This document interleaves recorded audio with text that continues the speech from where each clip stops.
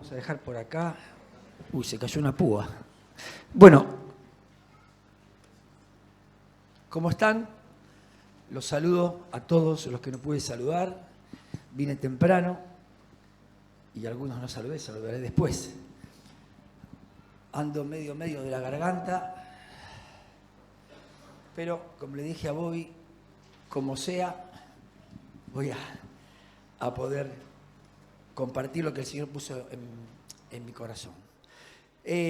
Nos toca desarrollar o continuar desarrollando la carta del apóstol Santiago. Y así como la última vez que estuve acá dije que el mensaje que me tocaba compartir era el más fácil tal vez de toda mi vida, tengo que decir ahora que este no es tan fácil. Y me gusta ver que acá tengo un auditorio bastante diverso en edades, ¿no? Por lo que veo, hay chicos de por ahí 13, 14, ¿no? Y gente más grande. Pero me animo a decir que este mensaje no tiene edad. Es más, si tenés 13, 14 años, o menos, o por ahí, y me prestás atención, creo que van a ser los más bendecidos en este momento. Y ahora van a ver por qué. Comencé las tres oportunidades que tuve de estar acá, comencé diciendo algo que se le atribuye a Albert Einstein. Y tal vez algunos ya lo recuerda, cuando lo mencione se va a acordar. Dicen que Albert Einstein dijo que todo aquello que el hombre ignora no existe para él. O sea, lo que no sabemos, no lo dominamos, por lo tanto no existe. Por eso el universo de cada uno se resume a la medida de su conocimiento. Y hoy, en esta oportunidad, les digo esta frase, reténganla en la cabeza. Pero vamos al pasaje directamente, lo voy a leer de la versión NTV y dice así, versículo 13 al 18 es lo que nos toca desarrollar hoy. Si ustedes son sabios y entienden los caminos de Dios, demuéstrenlo viviendo una vida honesta y haciendo buenas acciones con la humildad que proviene de la sabiduría. Pero si tienen envidias amargas y ambiciones egoístas en el corazón, no encubran la verdad con jactancias y mentiras, pues la envidia y el egoísmo no forman parte de la sabiduría que proviene de Dios. Dichas cosas son terrenales, puramente humanas y demoníacas. Pues donde hay envidias y ambiciones egoístas, también habrá desorden y toda clase de maldad. Sin embargo, la sabiduría que proviene del cielo es, ante todo, pura y también ama la paz. Siempre es amable y dispuesta a ceder ante los demás. Está llena de compasión y del fruto de buenas acciones. No muestra favoritismo y siempre es sincera. Y los que procuran la paz sembrarán semillas de paz y recogerán una cosecha de justicia. Voy a aprovechar a leerla también de otra versión. Aunque no se lo dije acá a Bautista, no se preocupe Bautista, que no pasa nada. Pero enriquece poderlo leer también de otra versión. Dice, ¿quién es sabio y entendido entre ustedes? Que lo demuestre con su buena conducta, mediante obras hechas con la humildad que le da su sabiduría. Pero si ustedes tienen envidias amargas y rivalidades en el corazón, dejen de presumir y de faltar a la verdad. Esa no es la sabiduría que desciende del cielo, sino que es terrenal, no espiritual y demoníaca.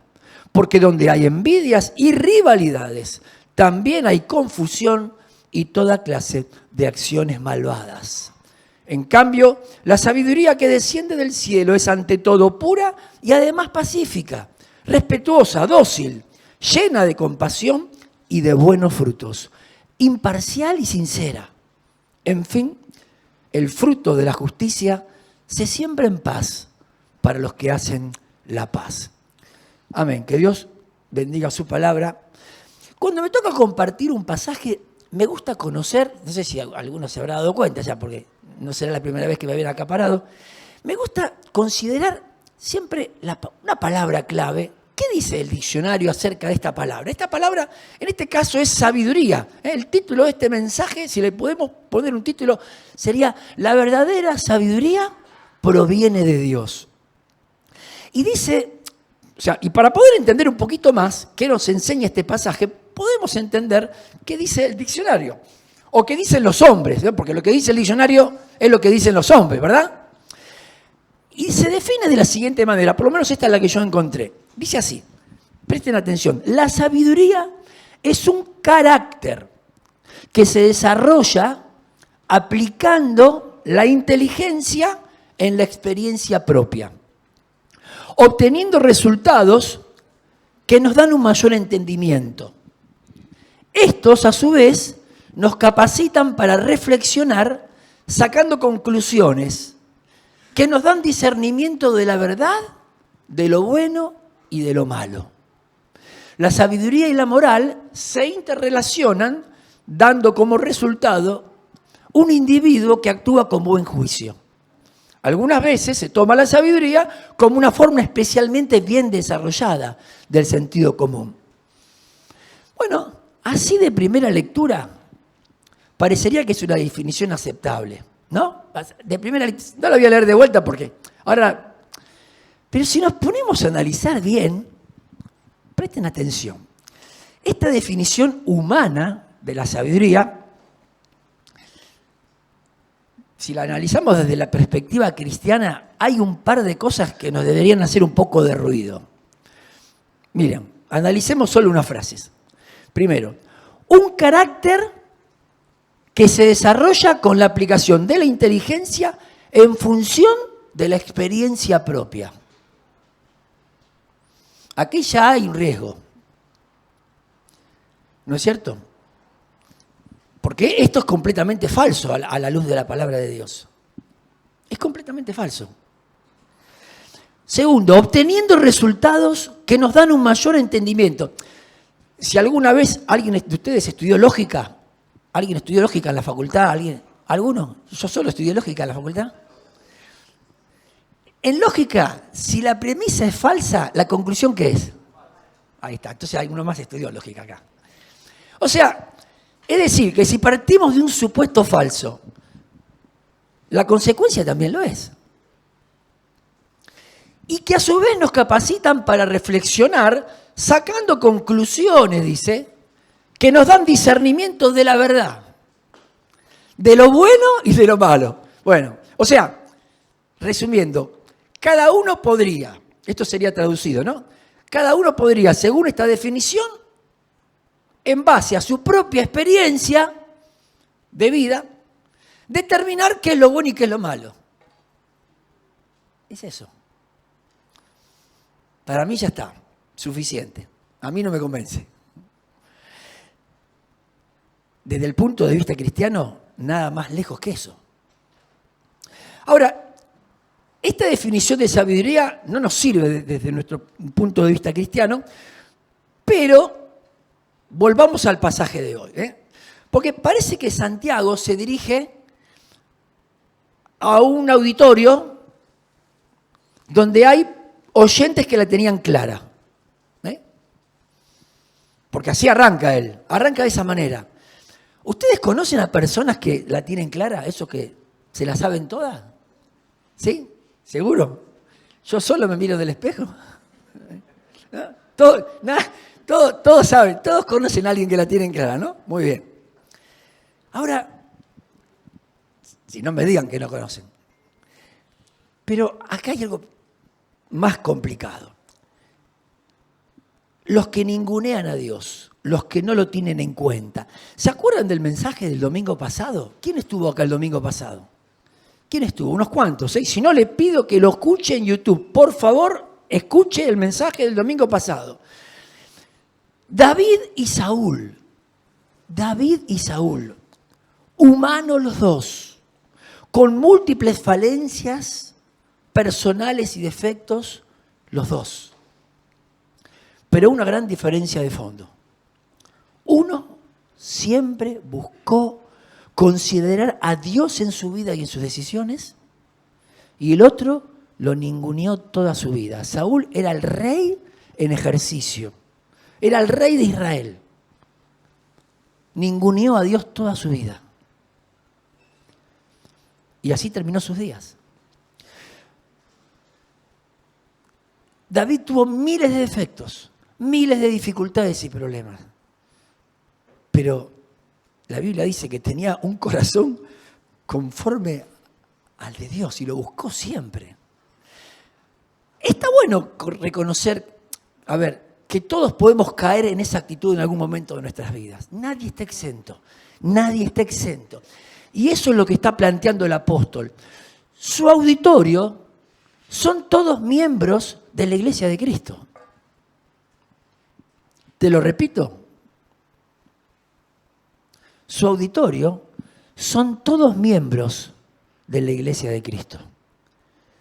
No es gente sin entendimiento, Aunque suene pedante lo que digo, porque uno dice, los cristianos tienen entendimiento. Sí, deberíamos de tenerlo, ¿o no? Y es evidente que Santiago está señalando que existe una sabiduría humana y otra diferente que proviene de Dios. Ahora bien, de acuerdo a la definición que leímos, ¿es posible que toda la sabiduría humana sea mala? No, claro que no. No podemos negar que esta definición humana de la sabiduría es cierta para muchas cuestiones. Por ejemplo, ¿quién alguna vez metió los dedos en un enchufe, aprendió rápidamente en base a esa experiencia que no debe repetir esa acción? ¿Estamos de acuerdo? Entonces, y su inteligencia le dirá que no debe volver a hacerlo. Entonces, podríamos mencionar muchos ejemplos donde la definición que acabamos de leer puede aplicarse y es cierta y es verdadera. Pero Santiago se está refiriendo al accionar de otro tipo de sabiduría humana.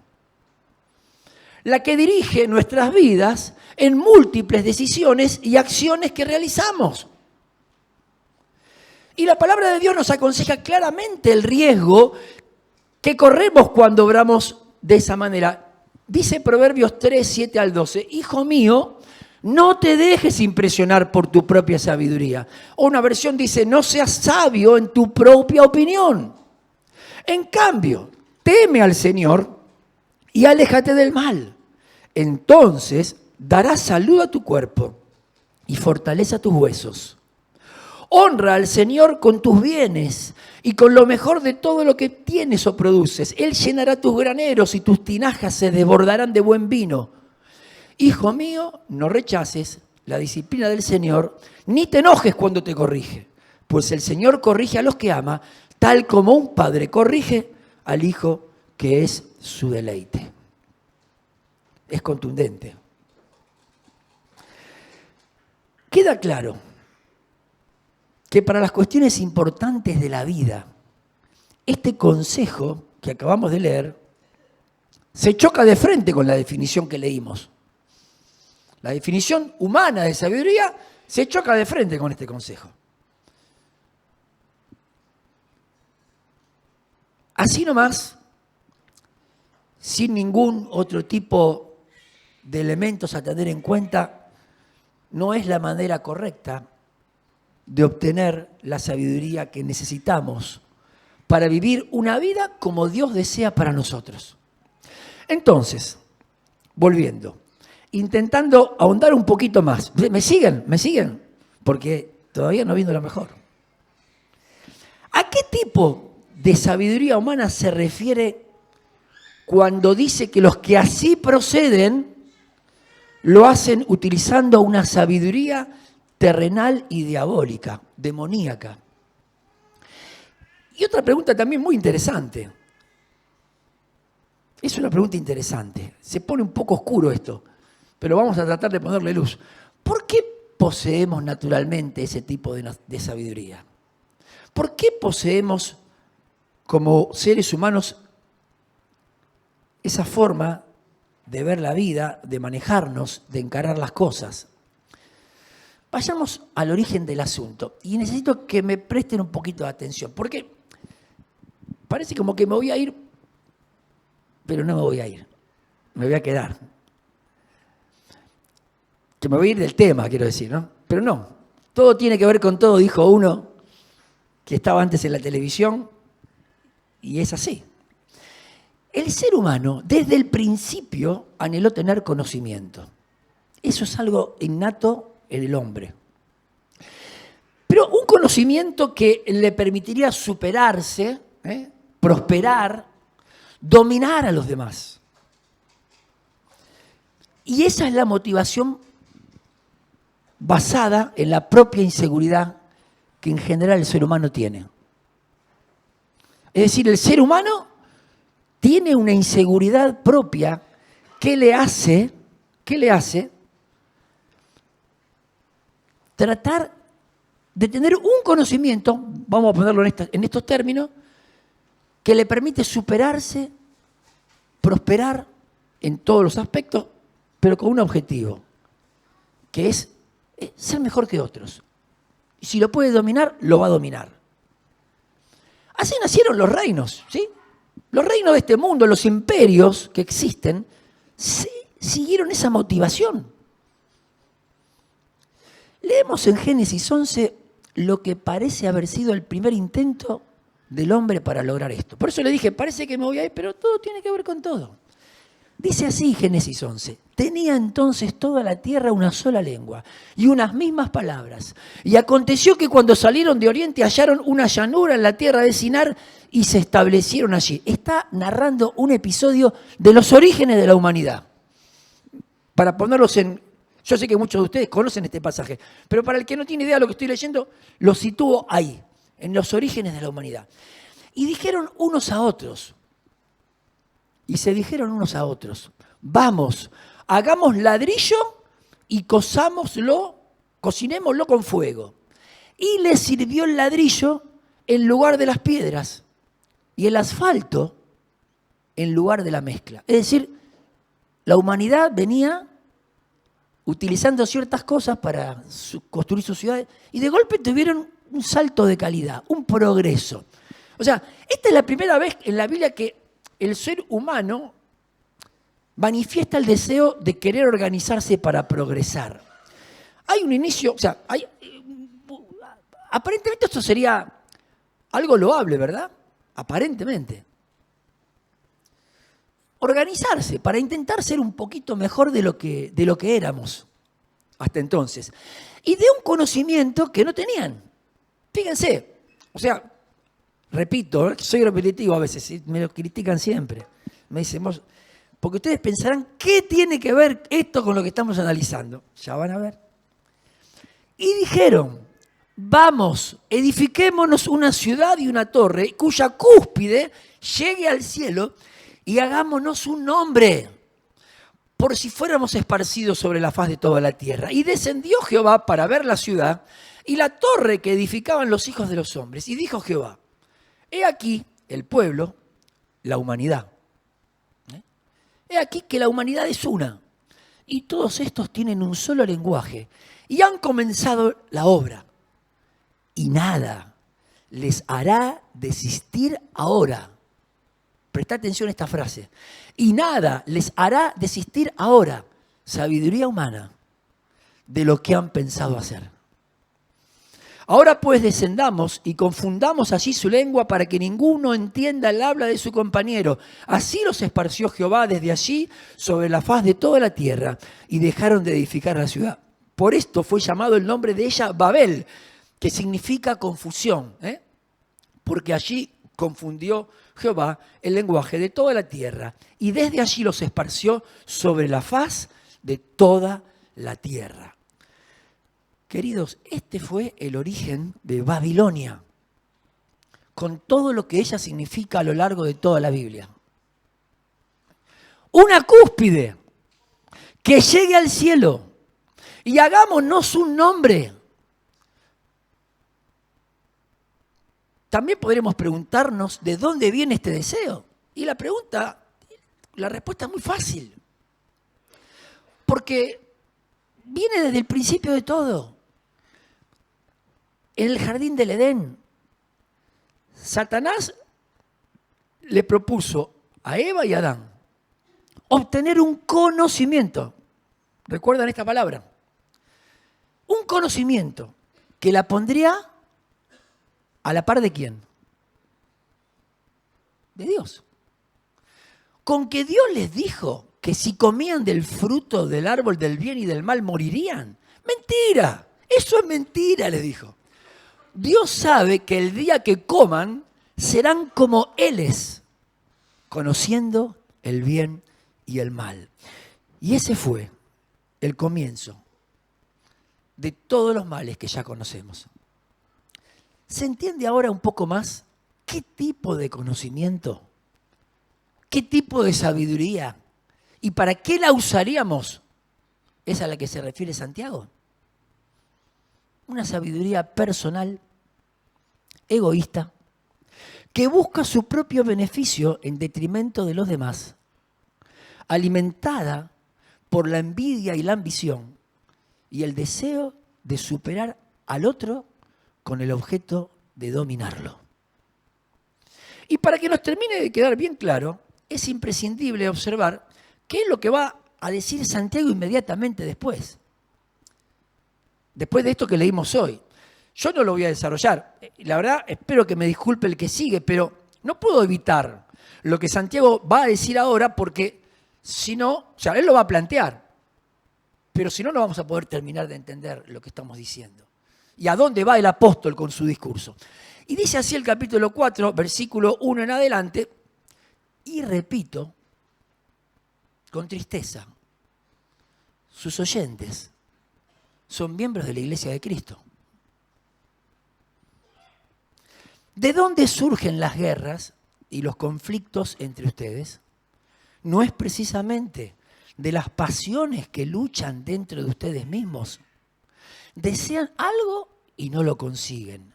Matan y sienten envidia. Y no pueden obtener lo que quieren. Riñen y se hacen la guerra. No tienen porque no piden. Y cuando piden no reciben porque piden con malas intenciones para satisfacer sus propias pasiones. Oh, gente adúltera, ¿no saben que la amistad con el mundo es enemistad con Dios? Si alguien quiere ser amigo del mundo, se vuelve enemigo de Dios. ¿O creen que la Escritura dice en vano que Dios ama celosamente al Espíritu que hizo morar en nosotros? Pero Él nos da más gracia. Por eso dice la Escritura, Dios se opone a los orgullosos, pero da gracia a los humildes. Así que sométanse a Dios, resistan al diablo y Él huirá de ustedes. Acérquense a Dios y Él se acercará a ustedes. Pecadores, límpiense las manos. Ustedes, los indecisos, purifiquen su corazón, reconozcan sus miserias, lloren, lamentense, que su risa se convierta en llanto y su alegría en tristeza. Humíllense delante del Señor y Él los exaltará. Hermanos, no hablen mal los unos de los otros. Si alguien habla mal de su hermano o lo juzga, habla mal de la ley y la juzga. Y si juzgas la ley, ya no eres cumplidor de la ley, sino su juez. Y no hay más que un solo legislador y juez, aquel que puede salvar y destruir. Tú, en cambio, ¿quién eres para juzgar a tu prójimo? Más claro imposible. ¿Cuánto más podríamos agregar? ¿Cuánta verdad en tan pocas palabras? A esto nos lleva la sabiduría humana. A esto. Pero entonces ustedes dirán, nos queda entender cuál es y cómo se obtiene la sabiduría que proviene de Dios. Ya sabemos lo que no es. ¿Estamos de acuerdo? Ya sabemos lo que no es. Y así la define Santiago. Lo leímos, versículo 17. En cambio, la sabiduría que desciende del cielo es ante todo pura y además pacífica, respetuosa, dócil, llena de compasión y de buenos frutos, imparcial y sincera. Y los que procuran la paz sembrarán semillas de paz y recogerán una cosecha de justicia. Para terminar de entender, necesitamos encontrar ejemplos de sabiduría que viene de Dios. Y hay muchísimos en la Biblia, hay muchos. ¿Por qué? Porque en la vida vamos a tener que tomar decisiones permanentemente. ¿Y qué tipo de sabiduría vamos a utilizar para proceder? Será finalmente lo que determine lo que sucederá en nuestras vidas. Y las consecuencias que vamos a tener que asumir. Apenas algunos ejemplos. Apenas. José, por ejemplo, la utilizó para rechazar la propuesta de la esposa de Potifar. ¿Alguno no conoce la historia? ¿No la vieron en El Príncipe de Egipto y todo eso? Un joven que recibe una propuesta indecente y él prefiere mantenerse. Era una decisión. Estamos hablando de decisiones.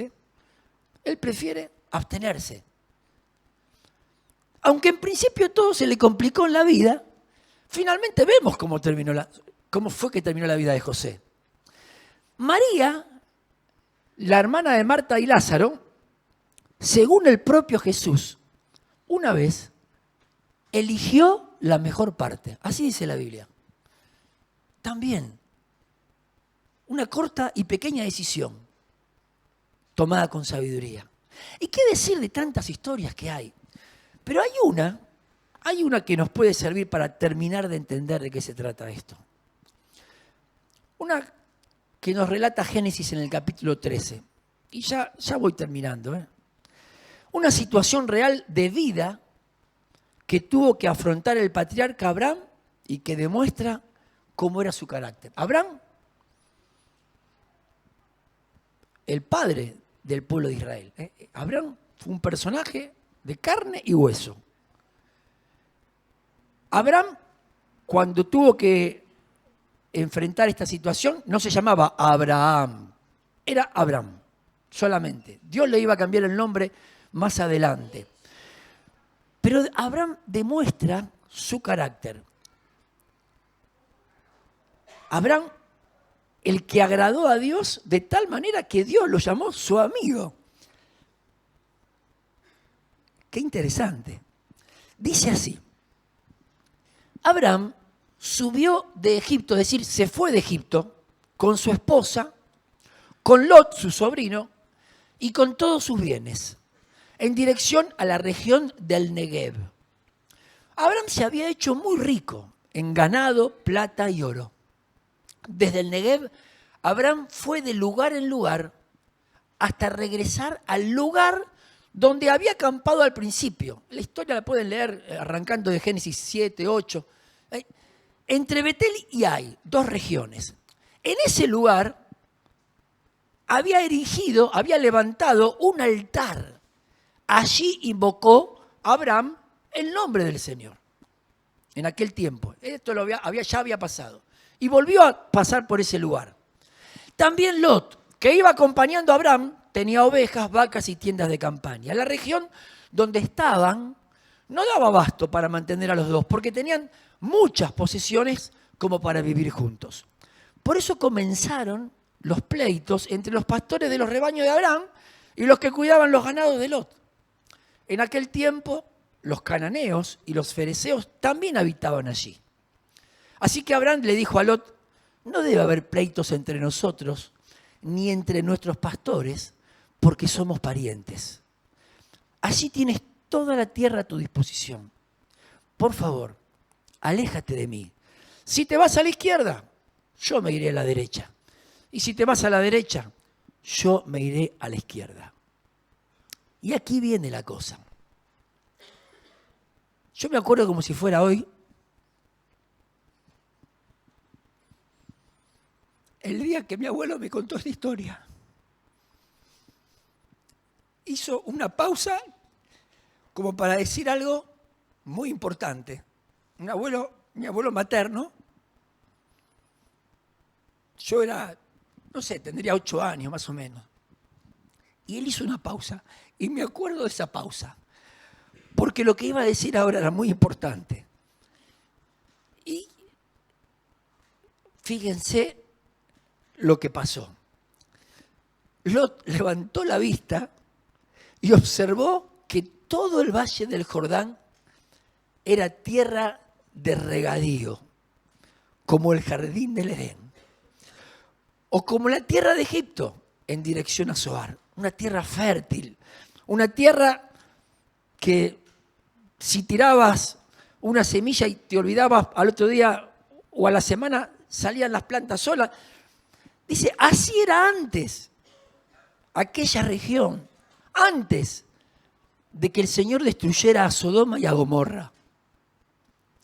Entonces Lot escogió para sí todo el valle del Jordán y partió hacia el oriente. Fue así como Abraham y Lot se separaron. Abraham se quedó a vivir en la tierra de Canaán, mientras que Lot se fue a vivir entre las ciudades del valle, estableciendo su tienda de campaña cerca de la ciudad de Sodoma. Lot tomó su decisión en función de lo que sus ojos humanos le mostraron. En ese tipo de tierra era imposible no prosperar. Pero no pudo ver lo verdaderamente importante.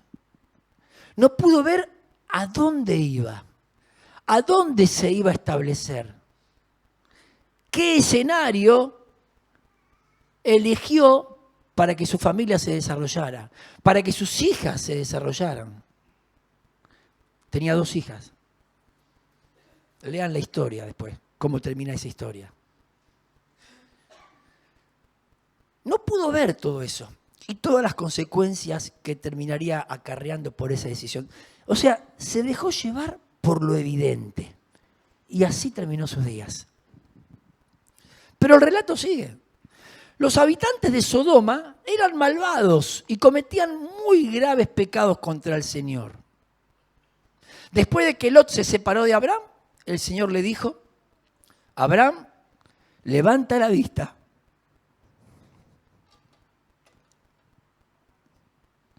Desde el lugar donde estás,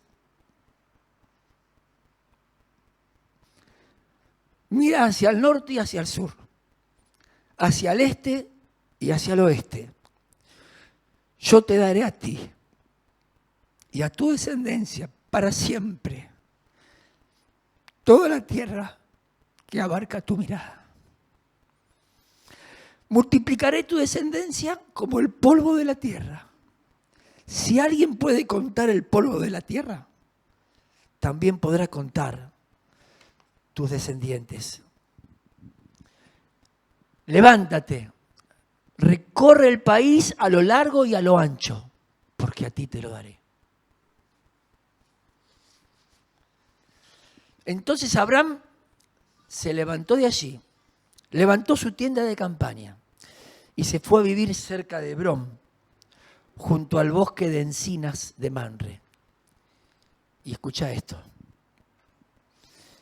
Y allí levantó un altar al Señor. Qué diferente. Qué tema, ¿no? Para hablar en otra oportunidad. ¿A quién le levantamos altares? ¿A quién le levantamos altares? Siempre buscó honrar a Dios. Siempre. Y Dios lo bendijo. Abraham tuvo otro tipo de actitud y el Señor lo prosperó. Lo que Lot no vio, Abraham lo vio. Versículo 18. Sembró semillas de paz y recogió cosecha de justicia. ¿Cuántos problemas nos evitaríamos si pudiéramos ver lo que no es evidente, sino lo que honra a Dios?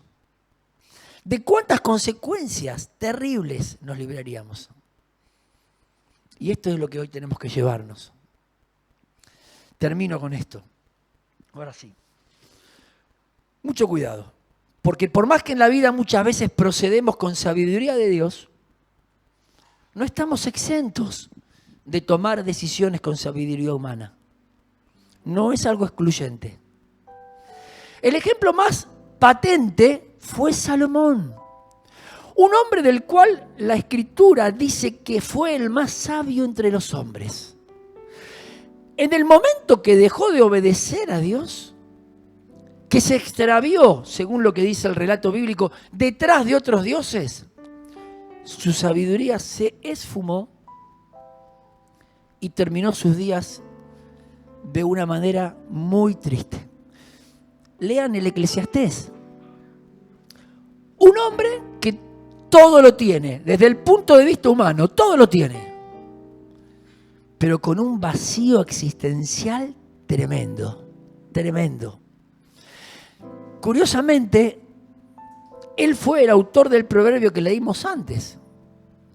Hijo mío, no te dejes impresionar por tu propia sabiduría.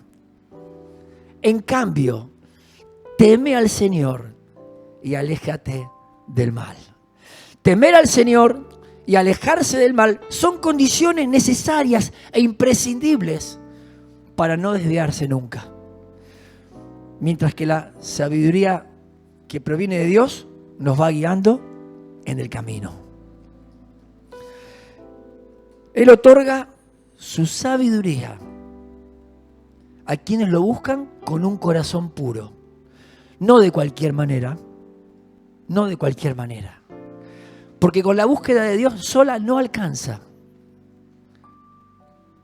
Nos puede llevar a lugares donde no está la presencia de Dios. Y sembrando semillas de paz, lo cual nos proveerá una cosecha de justicia. Para poder obtener este tipo de sabiduría, esa es la responsabilidad que nos toca. Que Dios nos bendiga.